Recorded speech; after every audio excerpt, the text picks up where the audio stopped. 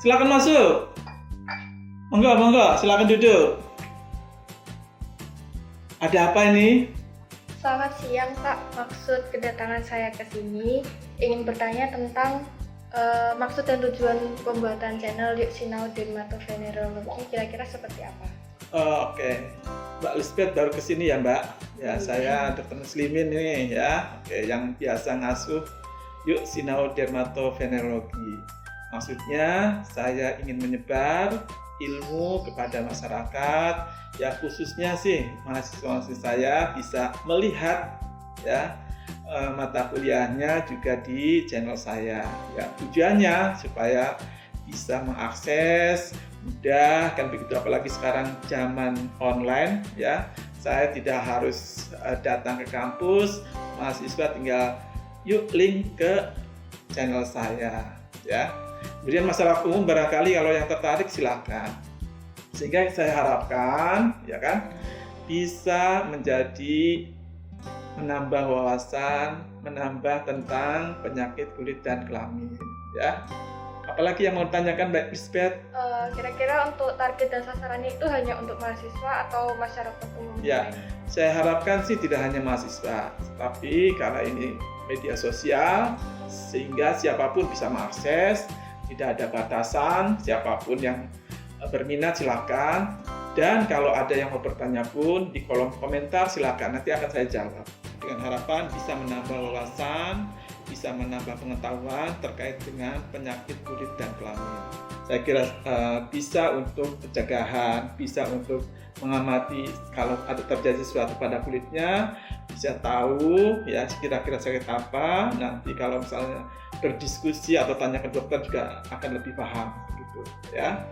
Untuk selanjutnya saya akan melanjutkan materi episode yang ke-7.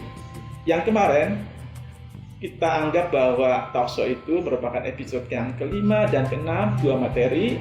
Sekarang adalah materinya melanjutkan dari materi sebelumnya terkait dengan dermatovenerologi. Kemarin sudah membahas terkait dengan verruca vulgaris. Nah, selanjutnya dalam satu episode saya akan membahas mengenai kondiloma acuminata yang sesungguhnya itu merupakan salah satu jenis dari verruca vulgaris juga ya.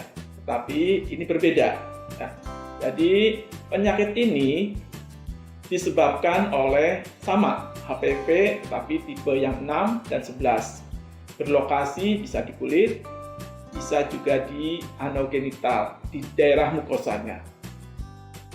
HPV ini merupakan suatu virus yang memiliki double stranded atau double anyaman DNA ya, yang bisa ditularkan melalui kontak seksual. Penyakit ini sangat bergantung dari usia, kemudian juga gaya hidup dan aktivitas seksual ya, yang bisa memungkinkan munculnya penyakit kondiloma acuminata. Nanti saya akan terangkan juga beberapa treatment atau pengobatan pada penyakit ini. Sebelum dilakukan treatment, dokter juga mestinya harus menyarankan ya atau memberikan alternatif option apa terapinya ya, ini penting ya. Juga menyarankan untuk melakukan seks secara aman ya. Kemudian juga pada orang-orang atau pada anak ya yang terkena kondiloma itu kita harus concern, harus memperhatikan bahwa kemungkinan ya itu adalah suatu sexual abuse atau penyimpangan seksual, kekerasan seksual.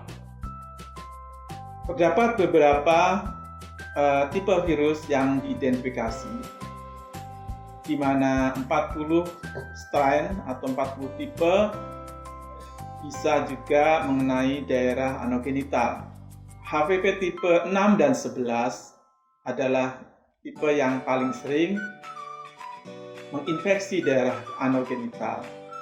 Pada infeksi, beberapa HPV juga dapat menyebabkan displasia seluler yang bisa menimbulkan kanker tertentu pada daerah serviks atau kanker leher rahim pada wanita, dan juga bisa timbul kanker penis atau rektal pada laki-laki.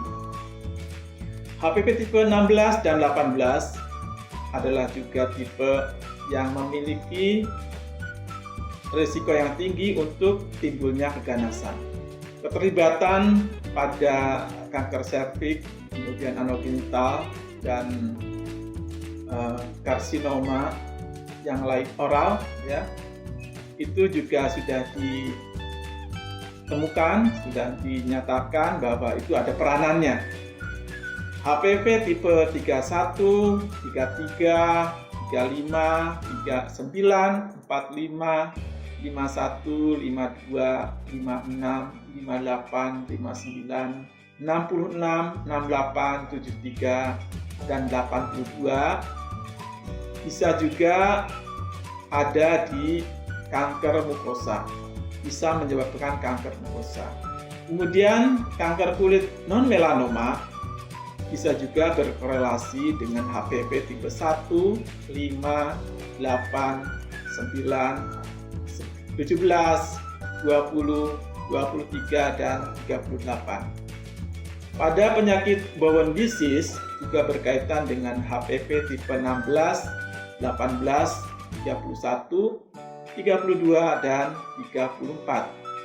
Seperti kemarin sudah diterangkan, pada epidermodysplasia verruciformis berkaitan dengan HPV tipe 5, 8, 9, 12, 14, 15, 17, 19 sampai 25, 36 sampai 38, 46, 47, 49, dan 50.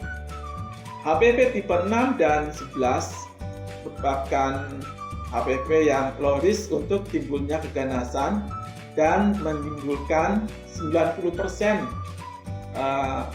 wart atau kutil anogenital. Kutil di kulit berasosiasi atau berkaitan dengan tipe 1, tipe 2, tipe 3, tipe 4, 27, dan 57. Nah, tadi sudah dijelaskan terkait dengan etiologinya. Jadi, beberapa yang berkaitan dengan keganasan memang sekarang sudah tersedia vaksinnya, ya. Ada 6, 11, 16, 18 itu yang bisa untuk divaksinasi, ya. Kemudian berikutnya kita menginjak ke epidemiologi. HPV sering muncul sebagai infeksi menular seksual di seluruh dunia. 9-30% merupakan penduduk dunia dapat terinfeksi, ya, oleh penyakit tersebut.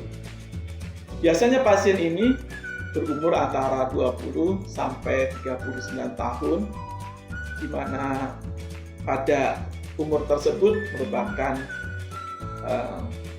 usia yang seksual aktif. Beberapa yang terkait dengan risiko atau faktor risiko yang bisa menimbulkan HPV. Yang pertama adalah ada kaitannya dengan jumlah dari pasangan seksual. Semakin banyak jumlah pasangan seksual, tentu insidensi itu akan meningkat. Kemudian pada orang-orang dengan riwayat klamidia atau infeksi klamidia, ya, dan gonore, maka juga akan meningkatkan kecenderungan atau risiko mendapatkan HPV. Ada yang mengatakan bahwa pada perokok juga risikonya lebih tinggi. Kemudian perlu diingat juga bahwa pada orang-orang dengan imunokompromis, misalnya pada orang dengan HIV, ya, tentu akan meningkatkan risiko untuk timbulnya infeksi ini, ya. Insidensi diperkirakan di Indonesia, saya kira angkanya kurang bisa didapat, ya. Di Amerika antara 1 sampai 1,2 kasus per 1.000 orang per tahun. Nah, kita bicarakan terkait dengan patofisiologinya bagaimana. Tadi sudah disinggung bahwa penyakit ini merupakan penyakit yang disebabkan oleh HPV, di mana kalau kita lihat DNA-nya dia double stranded yang menginfeksi inti ya yang mengenai sel squamosa. DNA virus ini tetap akan menjadi laten dalam beberapa bulan yang kita kenal sebagai inkubasi ya, bisa 1 bulan sampai 2 tahun. Pada genom HPV ini berisi onkogen ya, di mana dia akan mengkode protein yang mensimulasi atau memacu proliferasi atau perbanyakan sel. Protein ini mampu mendorong virus untuk bereplikasi, memperbanyak diri di sel hostnya, sel pejamunya, ya, sehingga sel-sel itu akan berjalan membelah diri. Sejumlah sel-sel yang terinfeksi, dia akan tumbuh pada stratum basalis, lapisan paling bawah di epidermis, kemudian stratum spinosum di atasnya, dan stratum granulosum, sehingga akan menebal epidermisnya ya. Ini juga akan terjadi akantosis ya. Kemudian pada makroskopik, pada tampakan luar akan muncul kutil.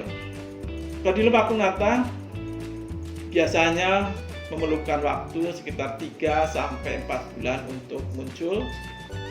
Pada individu yang sehat dan memiliki respon imun yang adekuat dapat bertahan dari replikasi virus tersebut dan akan sembuh spontan.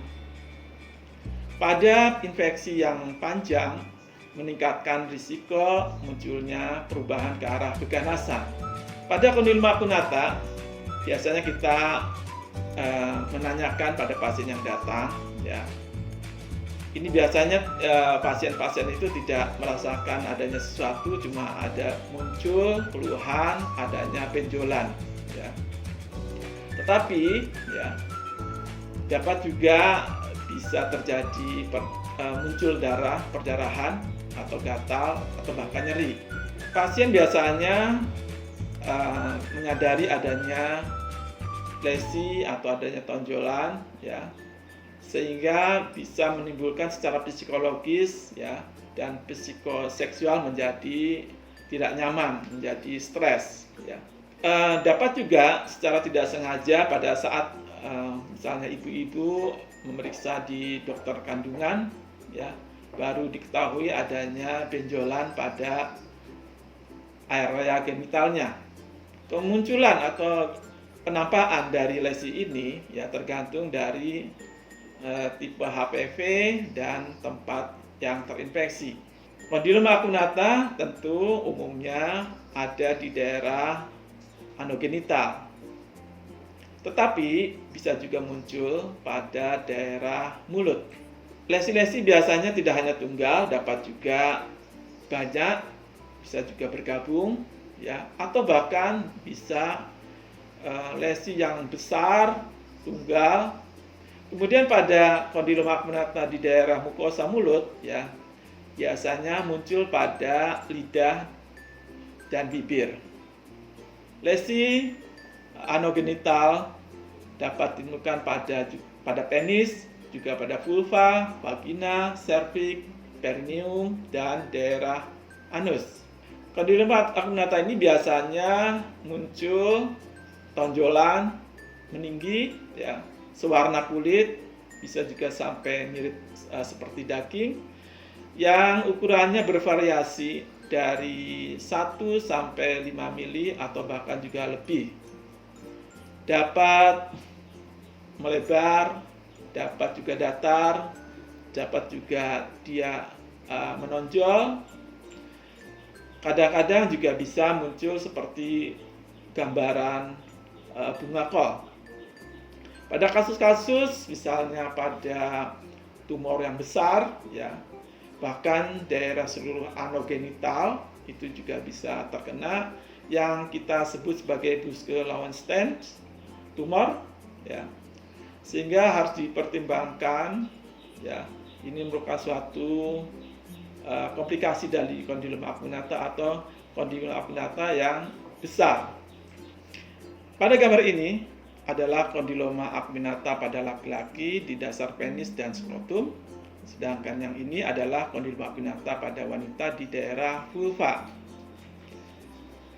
Pada penyakit ini dapat kita lakukan pemeriksaan laboratorium, ya, bisa dengan untuk tes konfirmasi, ya, dan kita bisa mengetahui tipe gennya, ya, melalui DNA, deteksi DNA dengan assay, ya, seperti PCR atau polymerase chain reaction.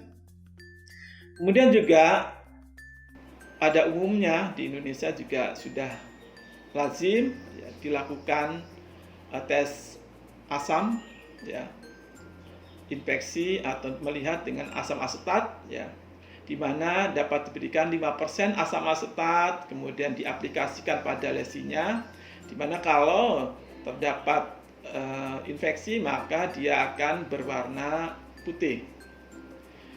Akurasi dari pemeriksaan ini cukup tinggi, sekitar 87%. Bahkan kalau dibandingkan dengan pap smear juga lebih tinggi sedikit dengan pap smear. Pada pemeriksaan histopatologi, ya, biasanya pada kondiloma acuminata ini juga tidak diperlukan. Kondiloma acuminata bisa didiagnosis banding dengan verruca vulgaris, ya, dengan tipe hiperplasia. Pada histopatologi, ya, ini terdapat papilomatosis, ya, pada kondiloma acuminata ini. Pada pemeriksaan histopatologi seperti gambar ini, ya, ada akantosis di mana di atasnya ada hiperkeratosis, ya. Kemudian seperti umumnya pada infeksi virus, maka akan ditemukan adanya koilositosis.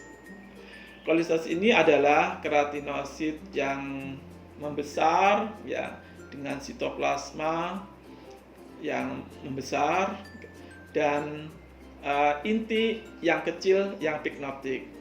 Ini karakteristik, ya, pada penyakit infeksi virus, ya. Biasanya muncul pada lapisan granulosium atau lapisan atas dari epidermis sebelum stratum corneum. Kita lihat sini, ya, jadi ada spike verrucous hiperplasia yang terlihat pada verruca vulgaris, sedangkan yang satu sisinya lagi, ya, ini adalah pada kondiloma acuminata, di mana di situ ada keratinosit yang mengalami vakuolisasi dengan inti yang mengecil, ya, pada lapisan epidermis atas. Nah, dokter kalau ketemu pasien, ya, untuk mendiagnosis ini sebenarnya cukup dengan melihat gambaran klinis, ya. Bahkan tanpa anamnesis pun, kalau misalnya si pasien itu datang, "Dok, saya ada benjolan," maka kalau diperiksa bisa langsung mendiagnosis bahwa ini adalah kondiloma acuminata. Sebelum kita mendiagnosis kondiloma acuminata, ya, tentu kita juga memikirkan barangkali, ya, diagnosis yang lainnya.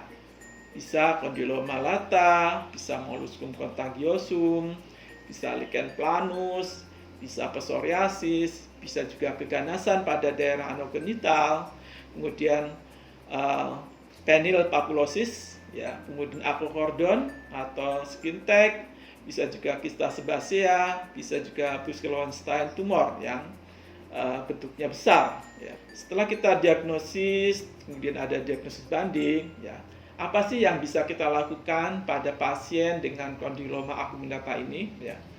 Ada beberapa treatment, ya, yang bisa kita berikan, ya, pada pasien ini, ya. Biasanya kan ini lesi ini akan bertahan, ya, sampai bisa 2 tahun, ya. Kemudian juga pada pasien dengan kondiloma acuminata ini juga barangkali juga merasakan secara kosmetik pun tidak nyaman ya.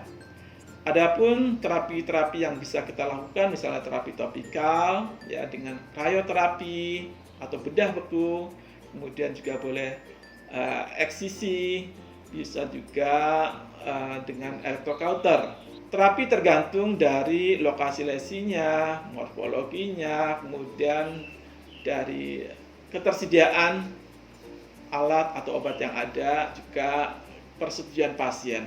Pada penyakit ini dapat diberikan misalnya podofilotoksin. Sayangnya di Indonesia tidak tersedia, ya ini ada podofilotoksin 0,5% bentuk cairan dan 0,15% bentuk krim ya. Dapat diberikan pada lesi-lesi yang penonjolan yang seperti daging, berwarna seperti daging merah ya. Kemudian ada podoxopilin ya. Ini diaplikasikan 2 kali sehari, bisa juga sampai 3 hari ya, diikuti hari keempat berhenti ya. Lesi ini akan menghilang setelah 4 minggu. Kemudian dapat juga diberikan Imiquimod krim 5%. Sayang di Indonesia juga ini belum tersedia ya. Pada Imiquimod ini ya angka kesembuhannya lebih rendah daripada podoxopilin ya. Imiquimod ini dapat diaplikasikan 3 kali per minggu ya. Jadi dipakai setiap selang sehari ya. Bisa menghilang selama 16 minggu. Kemudian ada sinekatekin 15% salep ya. Digunakan 3 kali per hari sampai 16 minggu. Pada krioterapi sebenarnya ini juga tidak mahal ya, sedikit nyeri dan juga akan aman ya pada orang-orang yang hamil. Krioterapi biasanya menggunakan gas nitrogen cair ya, di mana diaplikasikan ya pada lesinya 3-5 kali selama 20 menit ya. Sebenarnya cukup 1-2 kali sikel juga sudah cukup ya.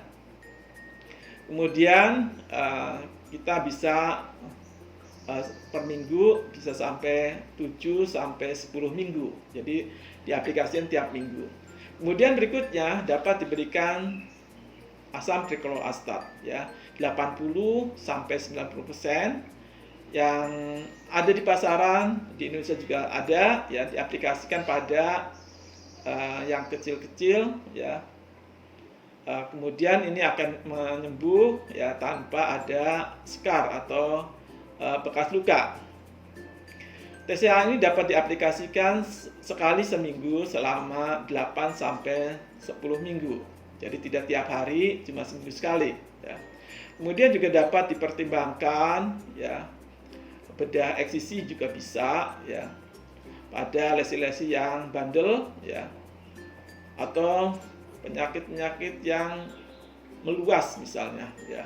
Nah, selain eksisi juga saya lebih suka dengan electrocauter, kemudian kuretase, bisa juga dengan gunting, bisa juga laser terapi misalnya CO2 ya. Pada pengobatan dengan bedah ini tentu memiliki angka kesembuhan yang hampir 100%. Kemudian juga dapat diberikan 5 aminolevulinic acid ya dengan photodynamic terapi ya. Jadi ini mengaplikasikan 5 ALA, kemudian diberikan sinar photodynamic. Pada 5 alpha levulinic acid ini ya, ini lebih efektif, simple, dan memiliki frekuensi yang rendah daripada laser CO2 misalnya. Kemudian berikutnya, kalau misalnya kita tidak mengobati penyakit tersebut, tentu akan berefek pada pasien ya. Mungkin merasa cemas, merasa bersalah, bahkan marah barangkali kenapa kok mendapatkan ini. Bahkan mungkin juga bisa juga ya pasien itu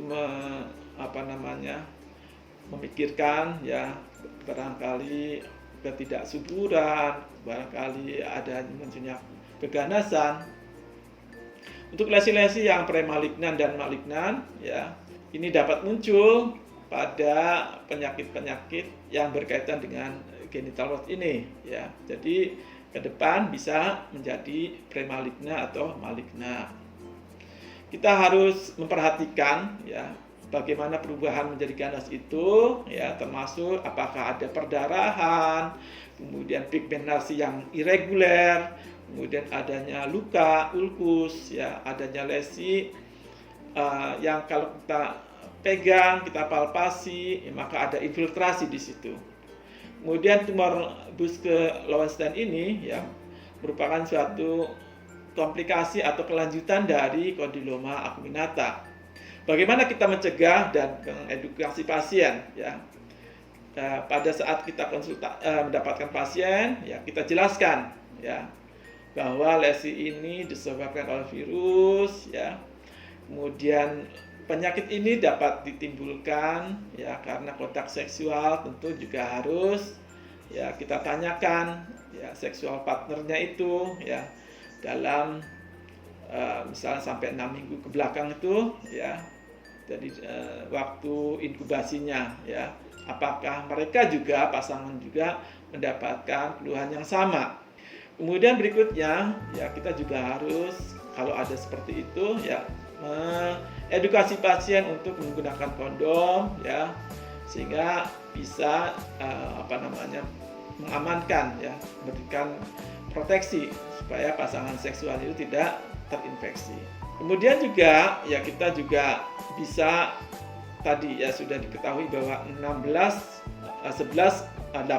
sama 11, 16, 18 dapat dicegah, ya. Kita mengedukasi supaya pasien itu, ya, bisa melakukan vaksinasi, ya. Vaksinasi ini memproteksi, tadi sudah disinggung, ya, HPV 6 dan HPV 11, ya, yang merupakan 90% dari penyebab kutil tersebut, ya. Padahal kita tahu bahwa yang tersedia di pasaran itu bisa sampai 4 tipe yang bisa diproteksi, ya. Kemudian berikutnya, kita bisa merekomendasikan pada usia 11 sampai 12 tahun pada wanita, ya, untuk diberikan vaksin, ya. Biasanya vaksin itu diberikan selama 3 kali, ya.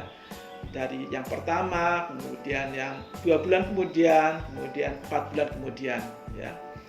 Juga vaksin ini, ya, ditujukan untuk orang dengan usia kurang dari 26 tahun.